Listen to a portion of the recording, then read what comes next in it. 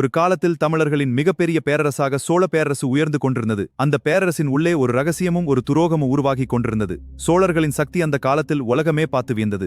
அந்த கதையின் மையத்தில் இருந்தவர் வந்தியத்தேவன். ஆபத்து வந்தாலும் சிரிச்சுக்கிட்டே போருக்குள் குதிக்கும் வீரன். வந்தியத்தேவன் வந்த இடத்தில் ஆபத்தும் பின்னாலே வந்தது. வந்தியத்தேவா, இந்த செய்தி சோழ நாட்டின் எதிர்காலத்தை மாற்றப் போகிறது. யாரையும் நம்பாதே. இந்த ரகசியம் வெளியேறினால் சோழ நாடே அதிர்ந்து போகும். அந்த பயணம் ஒரு சாதாரண பயணம் இல்லை. ஒவ்வொரு நொடியும் மரணத்தோடான ஓட்டம். இருள்மலை எதிரிகளானால் வந்தியத்தேவன் நின்றுவிடவில்லை.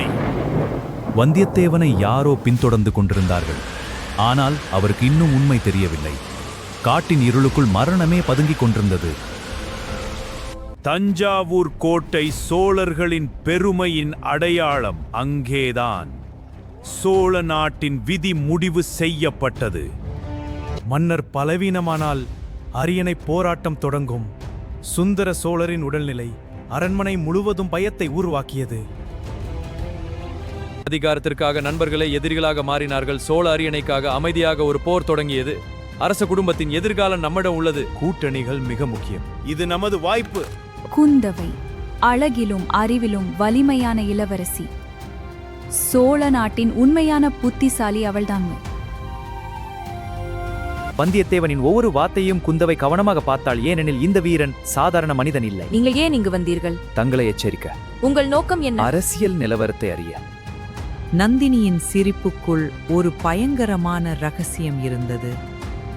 அவளின் அழகால் அரசர்களே மயங்கினார்கள். அந்த இரவு சோழ நாட்டின் விதி மாற ஆரம்பித்தது. நந்தினியின் பழிவாங்கும் திட்டம் அமைதியாக வளர்ந்து கொண்டே இருந்தது. அரசியல் சதி நமக்கு சாதகமாக உள்ளது. படைகளை தயார் செய்யுங்கள். வந்தியத்தேவன் சிக்கியது ஒரு சாதாரண சதியில் இல்லை. அவரை சுற்றி ஆபத்து நெருங்கிக் கொண்டிருந்தது. என்னை மறக்க முடியாது. பிடியவனே!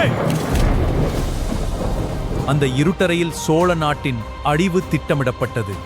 துரோகம் அமைதியாக வளர்ந்து கொண்டிருந்தது. இங்கே சோழ பேரரசின் இதயம். உள்நாட்டு கலகம், மரண நிழல்கள் அவரை சுற்றி நெருங்கிக் கொண்டிருந்தது. ஆனால் வந்தியத்தேவன் இன்னும் நின்றுவிடவில்லை. போர்க்களத்தில் ஆதித்த கரிகாலன் ஒரு புயலாக இருந்தார். அவரின் பேரே எதிரிகளுக்கு பயத்தை கொடுத்தது. அந்த வெட்டி அவரின் வாழ்க்கையை முழுவதும் மாற்றியது. அந்த போரின் நினைவு அவரை வாழ்நாள் முழுவதும் துரத்தியது. பழைய காதலும் பழைய வலியும் அவரை துரத்திக் கொண்டே இருந்தது. நந்தினியின் நினைவு அவரை உறுத்திக் கொண்டே இருந்தது. நந்தினியின் கடந்த காலம் இன்னும் மர்மமாகவே இருந்தது. அவளின் வலி பின்னர் பழிவாங்கும் தீயாக மாறியது. அவர்தான் மக்கள் பொன்னியின் செல்வன் என்று அழைத்த இளவரசர். அவரை மக்கள் ஒரு வீரராக மட்டுமல்ல, ஒரு நம்பிக்கையாக பார்த்தார்கள்.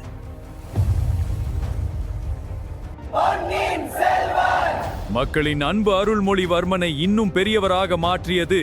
அவர்தான் தமிழர்களின் நம்பிக்கை. இலங்கை போர்க்களமே சோழர்களின் வீரத்தை பார்த்து நடுங்கியது. அருள்மொழிவர்மன் ஒரு உண்மையான போர் வீரன். முன்னேறு!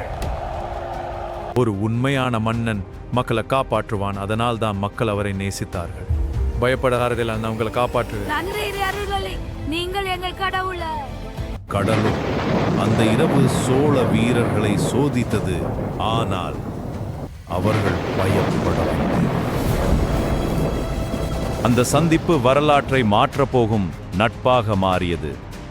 இரண்டு வீரர்கள் ஒரே விதிக்காக ஒன்றானார்கள்.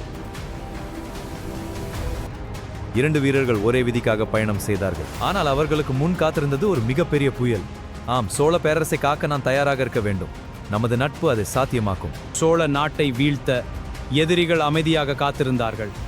துரோகம் அரண்மனையின் உள்ளே வளர்ந்து கொண்டே இருந்தது. மரணம் அமைதியாக அரண்மனைக்குள் நுழைந்தது. ஆனால் யாருக்கும் அது தெரியவில்லை. குந்தவை சோழ நாட்டின் உண்மையான பாதுகாவலியாக மாறினாள். அவளின் அறிவே சோழர்களின் மிகப்பெரிய ஆயுதம். இளவரசி, நமது எல்லைகள் ஆபத்தில் உள்ளன. அஞ்சாதிகள், நாம் எதிரிகளை முறியடிப்போம். நந்தினியின் வார்த்தைகளால் அரசர்களே மயங்கினார்கள். அவள் சிரித்தாள். ஆனால் அவளின் மனதில் இருந்தது பழிவாங்கும் தீ.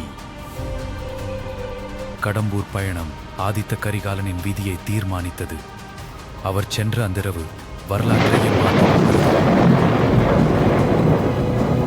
அந்த மழை இரவில் ஒரு பயங்கரமான முடிவு காத்திருந்தது. அரண்மனை முழுவதும் பயம் பரவ ஆரம்பித்தது. சிரிப்புகளின் பின்னால் துரோகம் மறந்து இருந்தது. அந்த விருந்தே சோழ நாட்டின் இருண்ட இரவாக மாறியது. பல ஆண்டுகளுக்கு பிறகு அவர்கள் மீண்டும் நேருக்கு நேர் சந்தித்தார்கள். ஆனால் அந்த சந்திப்பு அழிவை கொண்டு வந்தது. அவர்களின் காதல் இறுதியில் வலியாக மாறியது. அந்த பழைய நினைவுகள் கரிகாலனை உடைத்துக் கொண்டே இருந்தது.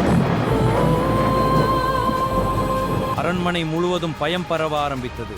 ஆனால் மரணம் மிக அருகில் இருப்பதை யாரும் உணரவில்லை. இது இறுதி நகர்வு.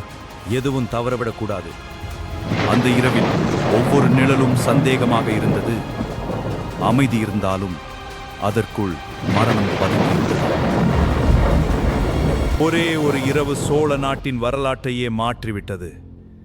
ஆதித்த கரிகாலன் அந்த இரவில் மர்மமாக கொல்லப்பட்டார். ஆதித்த கரிகாலனின் மரணம் சோழ நாட்டையே அதிர வைத்தது. அந்த செய்தி ஒரு புயலாக பரவியது. அரியணைக்காக அனைவரும் போராட ஆரம்பித்தார்கள். சோழ நாட்டின் எதிர்காலம் இப்போது ஆபத்தில் இருந்தது. அருள்மொழிவர்மன் அதிகாரத்தை விட மக்களை முக்கியமாக நினைத்தார். அதனால்தான் மக்கள் அவரை நேசித்தார்கள். அருள்மொழி, நீங்கள் பங்கனர் இதயங்களை வென்றுவிட்டீர்கள். அவர்தான் பின்னாளில் உலகமே வியந்த ராஜ சோழன். சோழர்களின் வரலாறு இன்றும் தமிழர்களின் பெருமையாக வாழ்கிறது.